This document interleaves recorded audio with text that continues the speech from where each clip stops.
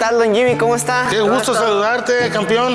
¿Cómo estás, Ángelo? Muy bien, aquí andado. Oye, fíjate que vine a checar las instalaciones porque me recomendaron este lugar.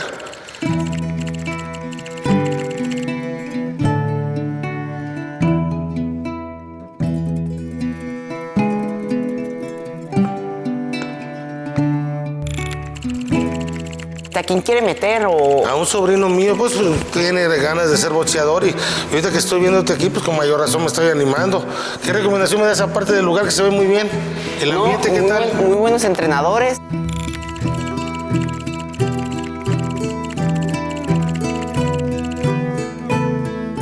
¿Y cómo te fue con la pandemia? ¿Veniste a entrenar? Con la pandemia, pues al principio de la pandemia, la Kika cerraron todo. No dejan entrar a nadie, todo cerrado. Y pues a mí me afectó mucho en mis entrenamientos, ¿verdad? Porque como usted ve, yo vengo a entrenar diario.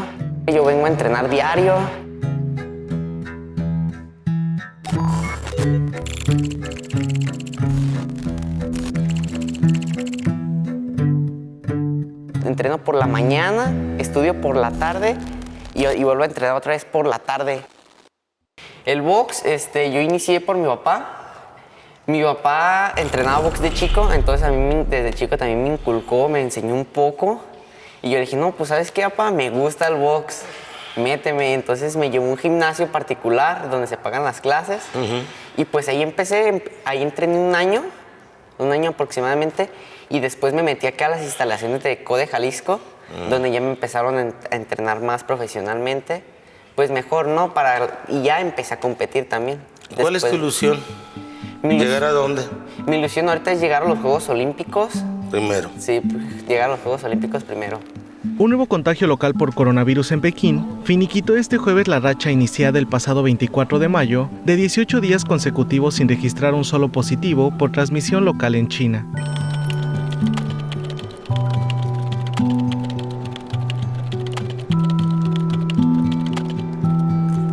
Esta es una escena que los habitantes de Pekín esperaban no tener que presenciar nunca más. Trabajadores cierran uno de los mayores mercados de alimentos de la ciudad después de un nuevo brote local de coronavirus. Cuando China empieza a anunciar que ya van como que poco a poco, yo comienzo a ver la luz y digo, bueno, a lo mejor ya podemos volver a la escuela, ¿no? Que era lo único que en ese momento quería. Y de pronto dicen, no, un rebrote. Ahí dije, a nadie nos importa, ¿no?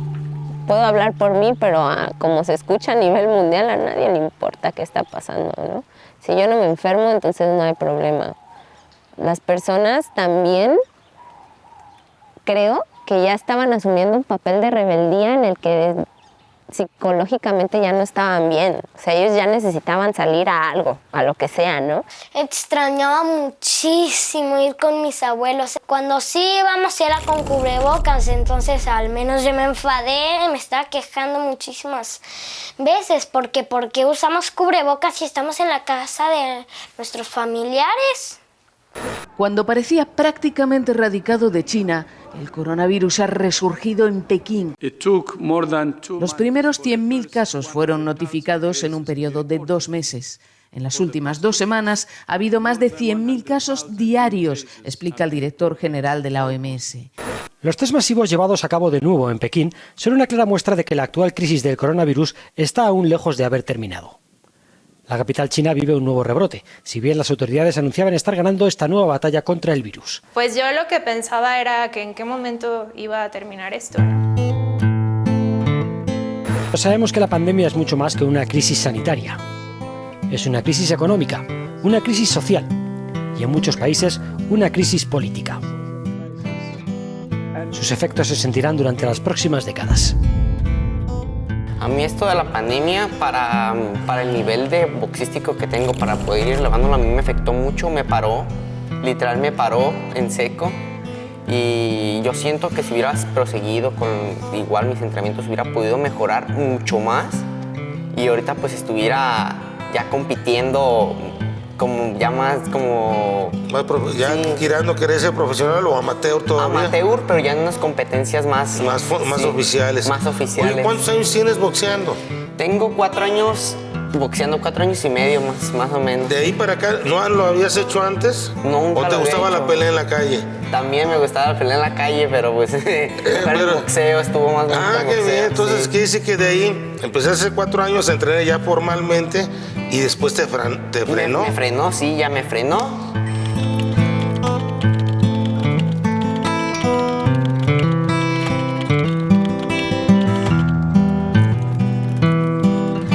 La Organización Panamericana de la Salud identificó un nuevo patrón. Hace 2 meses, Estados Unidos tenía el 75% de los casos de COVID-19 en nuestra región.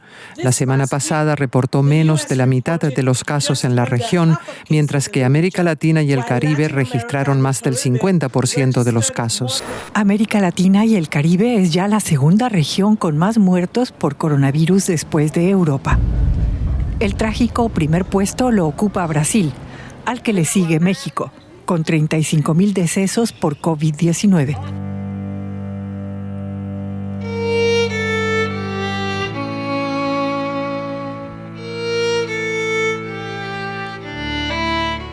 Pues aquí en México pues no tenemos la capacidad económica para estar tanto tiempo en la casa sin trabajar, desgraciadamente. Entonces, la desesperación de ver a los hijos, a la familia, sin comer, pues, y uno sin hacer nada, pues me voy a trabajar, me arriesgo.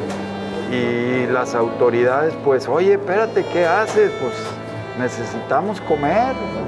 A medida que el COVID-19 continúa extendiéndose por todo el mundo, América Latina y el Caribe se han convertido en un foco de la pandemia. En un contexto en el que ya existen enormes desigualdades, niveles elevados de trabajo informal y servicios de salud fragmentados, las poblaciones y las personas más vulnerables son una vez más las más afectadas. Un ingreso importante en la familia es el préstamo de sanitarios dentro de la casa a un tianguis que se hace fuera, ¿no? Como fuera. Yo tenía miedo al principio porque mi mamá es la persona que los atiende. Y mi mamá estaba dentro del sector de riesgo y no estaba dispuesta a cerrar este negocio, ¿no? El país latinoamericano es un ejemplo del dilema que afrontan los gobernantes: normalizar la economía y exponerse al virus o imponer restricciones más severas pese a las consecuencias. Realmente había personas que no podíamos guardarnos, ¿no? Porque si no existe este ingreso en casa, entonces se perdía la posibilidad de estar bien en otros sectores, ¿no? Había un diálogo en donde se decía, no, pues entonces hay que tener más precaución, porque salen a casa, no se expongan, pero luego estaba el otro diálogo de si yo no salgo, ¿de qué trabajo? ¿Qué hago, no? Pues tomo mis precauciones. Fue todo lo que pude asumir, tomar precauciones y confiar en que esto no iba a llegar hasta la casa, ¿no? En plena pandemia, millones de personas tienen que desplazarse a diario para ir a sus trabajos y ganarse la vida. Más de 14 millones utilizan el transporte público en Ciudad de México. No les queda alternativa, aun cuando las autoridades han advertido que muchas de las estaciones de metro son zonas de alto contagio. A mí me cuesta mucho trabajo pensar, ya son 2 años y medio casi de pandemia, 2 años, en donde ya no se sabe cuál fue la mejor decisión, ¿no? Si todos refugiarnos o haber continuado con nuestras vidas, porque hay muchas personas que desafortunadamente han perdido trabajos, han tenido desempleos, han tenido carencias. Jesús Yepes trabaja como guía turístico, pero ahora los turistas brillan por su ausencia. Para este hombre de 65 años, esto significa que ahora mismo no tiene cómo ganarse la vida. No hay que ser egoístas los que digan, o en esos momentos los que decían, no, qué gente tan imprudente, porque sale a la calle, pues tienen necesidad, o sea, no todos tienen el privilegio de tener todo en la mesa, ¿no? Entonces, sí fue una situación muy fuerte por todas partes. Creo que se vieron reflejadas las realidades de manera muy directa y todo lo que nos venía arrastrando se vio mucho más visible, ¿no?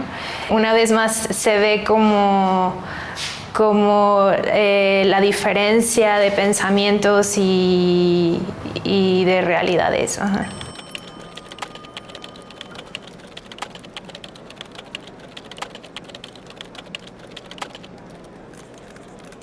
En el 2020, con la pandemia, yo tenía proyectada una competencia que era el Festival Olímpico Nacional y había clasificado para ir a ese evento, pero junto con la pandemia lo cancelaron. Ese evento era uno de los más importantes en ese año, pues, y para mí también era un evento importante y lo terminaron cancelando. También mi preparación física también ahí se acabó. ¿Y cuántos compañeros tuyos dejaron de ir a esa competencia? Iban a ser también...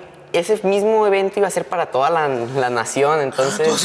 Iba a haber un selectivo de toda la nación para ir a otra competencia más importante. Compitiendo para ir a esa competencia, entonces afectó a muchos deportistas igual que yo. Sí, a muchos deportistas. Afectó a todos el que lo cancelaran. Pues lo bueno que ya estás otra vez entrenando. Sí, lo bueno que otra vez ya estoy entrenando. La llegada de las vacaciones y el levantamiento de los confinamientos han llevado a la salida en masa de las personas entre 15 y 25 años ansiosas de divertirse.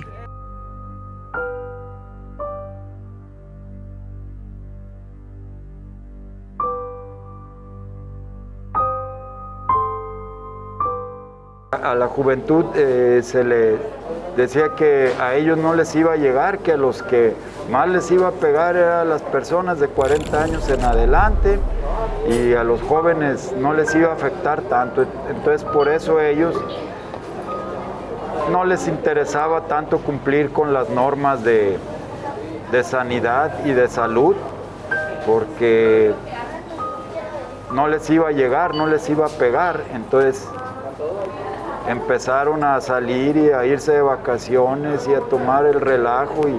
La Organización Mundial de la Salud y autoridades sanitarias han señalado a los jóvenes como aceleradores de los rebrotes de coronavirus.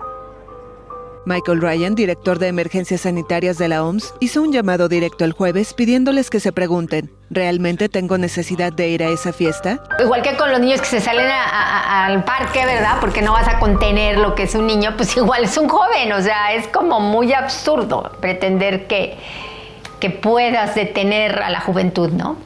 En Canadá, los menores de 39 años representan la mayoría neta de nuevos casos. Es un grupo que, si bien es cierto que son conscientes de los riesgos y en general yo creo que tienen un comportamiento muy adecuado y reducen los riesgos para el resto de la población, sí que es cierto que, queramos o no, es un grupo más difícil de controlar. Estamos hablando de personas mucho más jóvenes.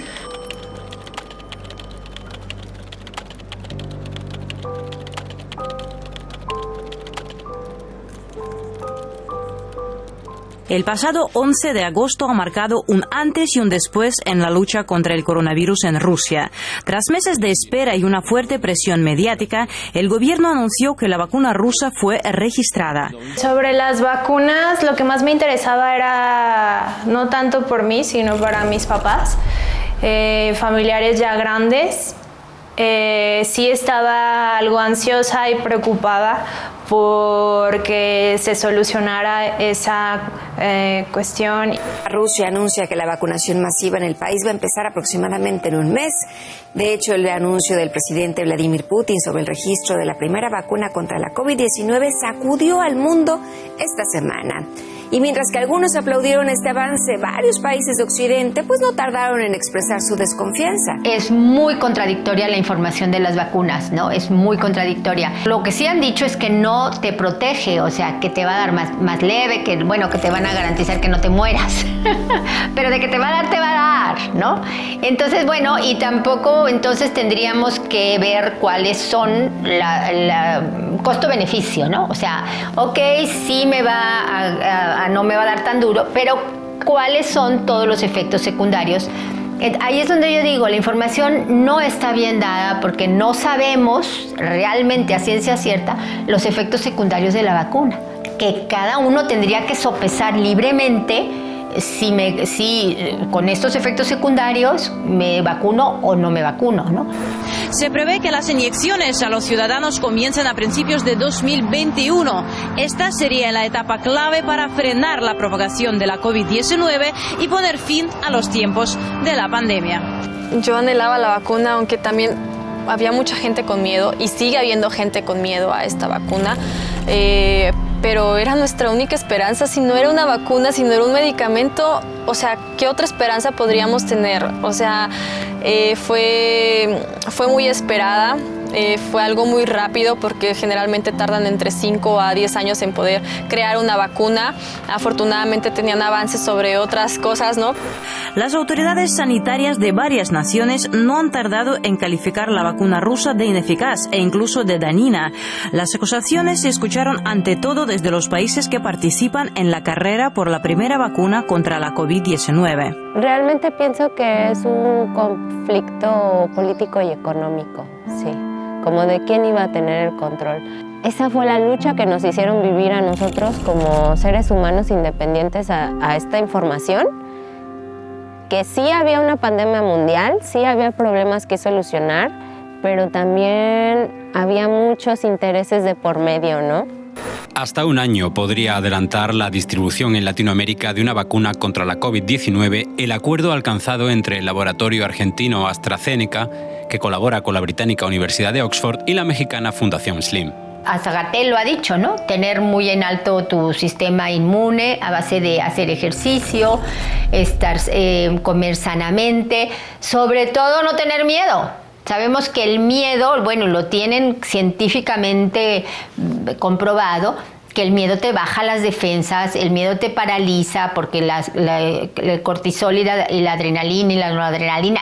La buena noticia del gobierno mexicano sobre su participación en la producción de la vacuna contra el coronavirus se vio empañada, pues el país ha superado la marca del 500,000 de contagios. Oye, entonces te complicó la pandemia. Sí. Todo nos complicó la pandemia, pero sí a la gente que hace deporte como tú. Pues no dejaban entrar a la gente, pues todo eso, ¿verdad? A mí me afectó mucho. También cuando... ¿Y tu condición? Mi condición física... Y a ver, pégale aquí. ¿Ya estabas terminando tu entrenamiento? Ya apenas otra vez, sí, apenas lo estoy agarrando otra vez. Ah, qué bien. Oye, pero qué bien. Sí, en la condición física a mí me afectó mucho, pues literal no pude hacer nada, a veces en casa, acaso hacía un entrenamiento, pero pues no, nada comparado. Porque ni poder correr aquí, ni nada, ¿verdad? No, estaba muy complicado. Sí, pues adentro de la casa pues no se puede, ahí mismo pues hacía lagartijas, pero pues nada que ver el entrenamiento. Nada que ver, y ocupas ver a tus compañeros, convivir con ellos, probarte los golpes que estás entrenando, ¿no?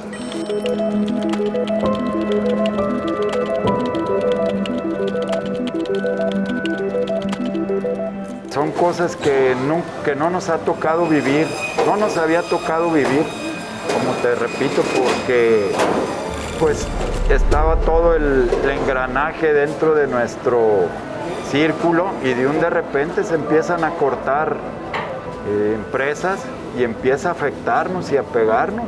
No lo creíamos y ahorita estamos viviendo eso. De pronto empezaban a haber un aumento de suicidios, ¿no? Y de pronto te dabas cuenta de que venía de un sector entre adolescente infantil y un sector adulto joven y adulto medio, ¿no? Y yo creo que tenía que ver con esto, con el problema económico que se vivió. Porque no solamente era hablar como económicamente de si me estaba entrando el recurso o no, era cómo voy a sustentar un estilo de vida, ¿no? Y eso automáticamente te quebra, porque no solamente eres tú, si tienes una familia, abarca toda tu familia, son cambios de todo. Cuando tú dejas una casa, cuando tú dejas un empleo, cuando no solamente es como el dinero, es pensar, ¿qué me va a pasar a mí sin esa entrada de dinero? La Comisión Económica para América Latina y el Caribe estimó el jueves que casi 3 millones de empresas cerrarán debido a la crisis causada por la pandemia del nuevo coronavirus. Y quizás la parte más fuerte de este reporte es el riesgo y el cierre de más de 2.7 millones de empresas con una pérdida aproximada de 8,5 millones de empleos en los próximos 6 meses. Sí, se me empezó como a quitar el gusto de entrenar. El quitar el gusto. Sí, y empecé a hacer otras cosas, a trabajar, y ya cuando otra vez lo empecé a retomar, ya fue cuando más me costó las levantadas temprano. Uy. O el cansancio. Sí, ¿no? Volviste a empezar relativamente. Sí, volví a empezar. Pero ahorita, ¿cómo te sientes? Ahorita pues ya mejor, sí. ¿Te sientes feliz contigo mismo por estar haciendo lo que tú quieres? Sí, así es. Eso es lo más importante también.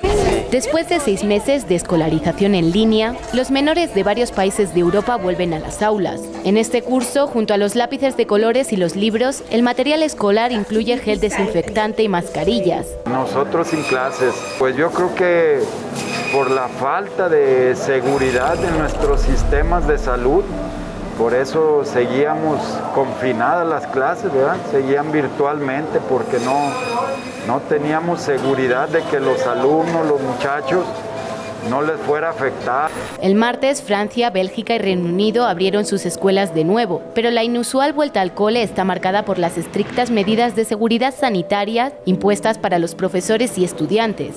Bueno, sí me sentí un poco libre, pero no tan libre porque sentía a veces, cuando ya me aburría de todo, sentía a veces que estaba en una jaula.